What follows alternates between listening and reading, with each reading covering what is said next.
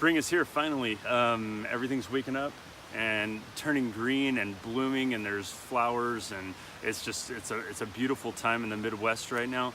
It's still in the mid-30s in the mornings, so it's definitely brisk when you wake up and go outside, but it's an incredible time of year. We're supposed to get some really bad storms this afternoon, and I wanted to film something today. I wanted to shoot a video today, so I figured I'd get out here in the morning and just kind of give you a little intro into what I'm doing so I could spend some time out here and have something different than just shooting inside of the house. So basically what I've got for you here is a North Face Thermoball.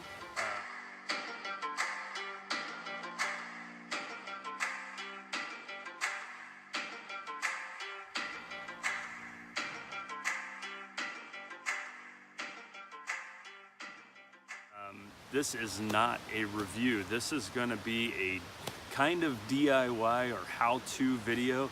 Now, I came across a deal on this Thermoball. I'm kind of a jacket nerd. I love jackets. I search and look, and I'm always looking up what the latest and greatest is, and I'm looking at old stuff and new stuff and how it's changed. And I came across a deal on a used Thermoball that really needed some love. Picked this thing up for a ridiculously low price, and I knew full and well that it needed some repairs, and that's part of the thing that attracted me to it. I thought that I could potentially make a really good jacket out of it again.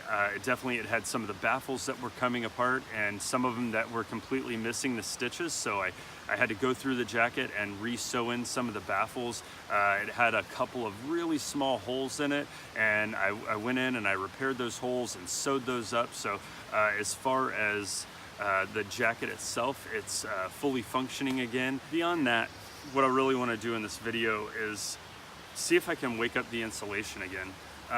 Some of it is starting to separate. You can see in some of these back panels here where everything's just kind of clumped up and crammed into one corner of the baffle. And then there's some really nice open and spread out insulation there in some of the baffles. So basically I just want to take you through my process of how I clean a puffy jacket, how I dry a puffy jacket, and this will translate. I know this is it's unique in its insulation a little bit, being that Thermoball technology that North Face is kind of exclusively using, but this is the way I clean all my synthetic, all my down, all my jackets that have DWR coatings. I clean them all the same way. I use different products with them, so I'm going to take you through what products I use and exactly how I clean them. I think this could be something that could be really helpful for a lot of people, so stick around. We'll show you. The last thing that I need to do to make this jacket usable or completely whole and bring it back to life is to properly clean it and get the insulation to loft again. So that's what this video is going to be. I'm going to take you through my process on how I clean, dry, and get insulation and down and synthetic jackets to come back to life and start to function to their full capacity again. So hopefully that's something that can help you out. I know I was really nervous the first time I ever cleaned a puffy or a quilt, and this could be something that maybe could set your mind at ease and just show you that it's a pretty simple process, but it just takes a little bit of time and a couple of specific products. So stick around, let me show you how I do this, and hopefully it helps you out. Just want to take a couple minutes here and show you everything that I use when I'm actually cleaning stuff. So I just have a small bucket here, and then I'm going to use Nikwex products no matter what I'm cleaning. They have a tech wash that really works well for your waterproof or breathable waterproof materials, and then they actually have a TX Direct that adds a waterproof coating to any kind of nylon or ripstop polyester type material. For this one, I know it's not down, it is a synthetic insulation, but I'm going to go ahead and use the Down Wash Direct from Nikwex. There are instructions on the back. There's a number of different ways you can use this Nikwex for your down products. I choose to hand wash everything just simply because I can use the right amount of soap to get it done.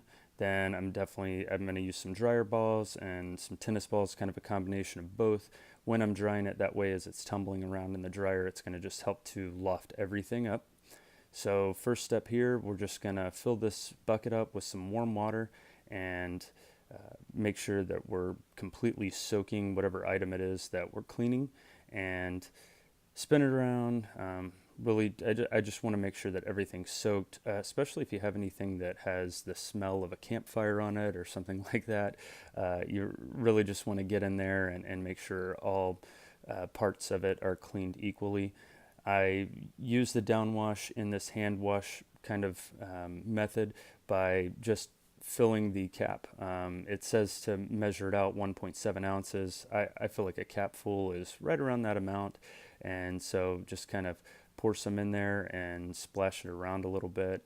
I find it best to go ahead and agitate it a little bit. Now the water I'm using is just hand hot, so whatever the warmest water you can kind of stand to have your hands in. And so I'm agitating this thing and making sure that I'm kind of moving it throughout all the little baffles and getting down into the sleeves and the front and the back of the jacket. And then I'm going to let it sit for a while. I come back probably 8-10 minutes later, and then I'm going to go through 3 different cycles of rinsing it out and basically just filling it up with water. I'm kind of splashing it around, squeezing it out, making sure I'm getting as much of that soap out as possible. And that's it. It's a pretty simple deal. And you can definitely see the clumping on this insulation here. Now it's time to go into the dryer. So I stick it in the dryer. On synthetic insulation, I usually do a low setting as far as the temperature is concerned, and then I'll just put it on a tumble, and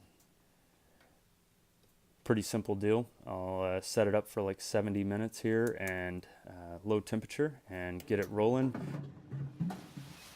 All right, so finished cleaning the North Face Thermoball, and I think it came out pretty well.